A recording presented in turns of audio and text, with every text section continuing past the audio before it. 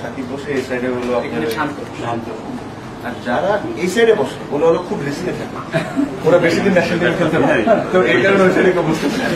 সাকিবের বসার সিট ক্রীড়া উপদেষ্টা আসিফ মাহমুদকে দেখিয়ে মুস্কি হাসলেন তামিম। কোন সিটে বসলে ন্যাশনাল টিমে বেশি দিন খেলা যায় না তাও দেখিয়ে দিয়েছেন তামিম। অন্তর্বর্তী সরকারের যুব ক্রীড়া উপদেষ্টা আসিফ মাহমুদ প্রথমবারের মতো মিরপুর বাংলাদেশ ক্রিকেট বোর্ডের কার্যালয় পরিদর্শনকালে এমন ঘটনা ঘটে। প্রায় 2 ঘন্টায় স্টেডিয়ামের বিসিবির ইনফ্রাস্ট্রাকচার ফ্যাসিলিটি পরিদর্শন এবং কর্মকর্তা ও নারী ক্রিকেট দলের সঙ্গে মতবিনিময় করেন। স্টেডিয়াম ছাড়ার আগ পর্যন্ত তামিম ইকবাল ঘুরিয়ে ঘুরিয়ে সব কিছু দেখিয়েছেন ক্রীড়া উপদেষ্টাকে।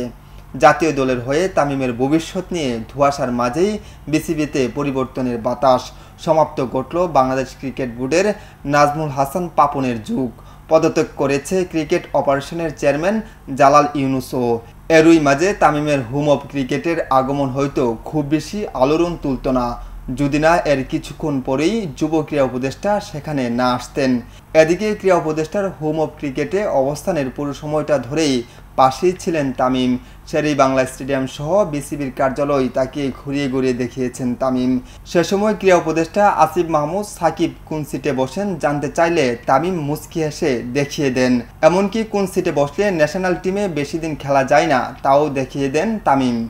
তবে তামিম ঠিক কী কারণে বিসিবিতে এসেছিলেন তা জানেন না খুদ বিসিবির কর্মকর্তারাও।